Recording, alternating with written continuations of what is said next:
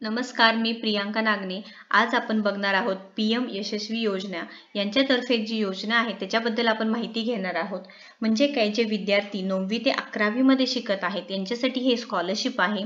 जे मुलं 9वी व 10वीत असेल त्यांच्यासाठी प्रत्येकी 75,000 रुपयाची स्कॉलरशिप आहे व 11वी ते 12वी त्यांच्यासाठी 1,25,000 रुपयाची स्कॉलरशिप भेटणार आहे. याच्यासाठी काय प्रोसेस आहे, एक्झाम कसे असणार आहेत हे पूर्णपणे बघणार आहे. रजिस्ट्रेशन कसं करायचं आहे, ऑनलाईन रजिस्ट्रेशन आहे, फॉर्म कसे भरायचे आहेत हे पूर्ण माहिती मी तुम्हाला या व्हिडिओमध्ये सांगणार आहे.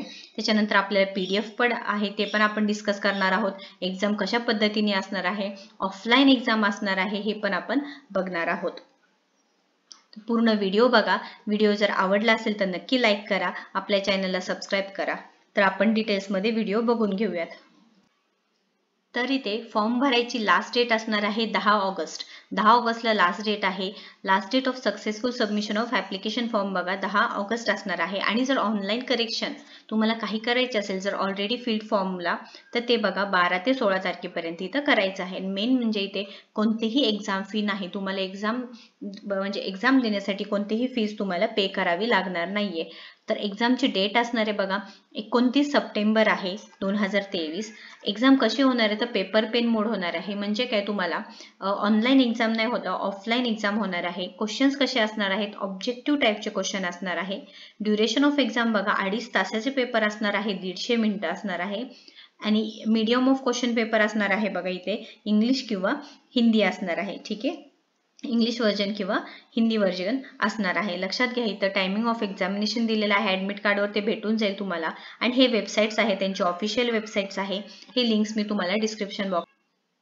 आता इथे ऑनलाईन फॉर्म भरताना बघा इथे दिलेले, त्यांनी रूल्स दिलेले, स्टेप्स दिलेले. तर रजिस्ट्रेशन फॉर्म, ॲप्लिकेशन फॉर्म, इथे काय हवंय, तुमचं रिसेंट फोटोज हवे, स्कॅन फोटोग्राफ हवेत, म्हणजे तुमची साईन हवी आहे. ठीक आहे, त्याच्यानंतर तुमचं कास्ट सर्टिफिकेट असेल तर कास्ट सर्टिफिकेट हवे. हे सर्व तुम्हाला डॉक्युमेंट्स तुम्हाला पहिल्यांदाच बनवून ठेवायचे, जेणेकरून फॉर्म भरताना तुम्हाला इझी जाईल. यामध्ये आपण आता यशस्वी एंट्रन्स टेस्ट, आता टेस्ट कशा होणार आहेत हे सुद्धा आपण बघणार आहोत. बघा इथे आपण माहिती घेतलेली आहे. स्कीम ऑफ एक्झामिनेशन बघा, मॅथ्स, सायन्स, सोशल सायन्स आणि जनरल अवेअरनेस किंवा जनरल नॉलेज असणार आहे. हे 4 सब्जेक्ट्स असणार आहे. प्रत्येकी 30 मार्क असणार, म्हणजे मॅथ्सचे 30 मार्क असणार आहेत, 30 क्वेश्चन्स असणार आहे. प्रत्येक क्वेश्चनला 1 मार्क असणार आहे. सायन्सचे 25 क्वेश्चन्स असणार आहे.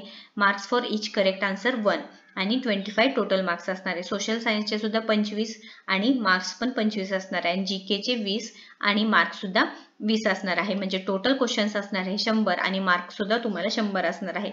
मल्टिपल चॉईस क्वेश्चन असणार आहे. लक्षात घ्या, 4 ऑप्शन्स येतील, त्यातले तुम्हाला 1 क्वेश्चनचा आन्सर सिलेक्ट करायचा आहे. आणि इथे निगेटिव्ह मार्किंग नसणार आहे. मेन मुद्दा म्हणजे इथे निगेटिव्ह मार्किंग नसणार आहे. तुम्हाला 2.5 तासाचा पेपर असणार आहे. 100 मार्काचा पेपर असणार आहे. 2.5 तास असणार आहे. एक्झामची डेट बघा 29 सप्टेंबरला आहे. पेपर पेन मोड आहे, लक्षात घ्या. आणि तुम्हाला एक्झाम सेंटरला आधीच अर्धा तास आधी तुम्हाला इथे पोहोचायचं आहे. क्वालिफाईंग मार्क्स बघा, a candidate will be declared to have qualified the exam if he or she secures a minimum of 35% mark. म्हणजे काय, तुम्हाला 35% मार्क जरी मिळाले तरी तुम्ही इथे क्वालिफाय होणार आहात. ओके, हे दिलेले बघा. सिलेबस सुद्धा दिलेले आहेत. NCERT syllabus of class 8 for admission, म्हणजे तुम्ही जर 9वीला असाल तर 8वीचं सिलेबस असणार आहे. आणि जर 11वीला असाल तर तुम्हाला 10वीचं सिलेबस असणार आहे. मेन मुद्दा म्हणजे इथे पूर्ण भारतातून कुठूनही तुम्ही असू द्या, तुम्हाला इथे एक्झाम देता येणार आहे. म्हणजे तुम्ही महाराष्ट्रामध्ये असू द्या, महाराष्ट्रामधून तुम्हाला वेगवेगळे जिल्हे आहेत, नाशिक असू द्या, सोलापूर असू द्या, उस्मानाबाद असू द्या, छत्रपती संभाजीनगर म्हणजेच औरंगाबाद असू द्या, असे वेगवेगळे जिल्ह्यातून तुम्ही इथे एक्झाम्स देऊ शकणार आहात. हे झालेले आहे तुम्हाला एक्झामचे. एलिजिबिलिटी क्रायटेरिया काय असणार आहे बघा, ॲप्लिकंट शुड बी इंडियन, म्हणजे तुम्ही इंडियन असलं पाहिजे. They should be belonging to OBC or EBC or DNT category, या कॅटेगरीतून असलं पाहिजे आहे. They should have passed class 8 or class 10, म्हणजे काय, तुम्ही 8वी किंवा 10वी हे पास झालेलं पाहिजे. हे पूर्ण माहिती आहे PDF मध्ये दिलेली, तुम्ही एकदा वाचून घ्या. ओके,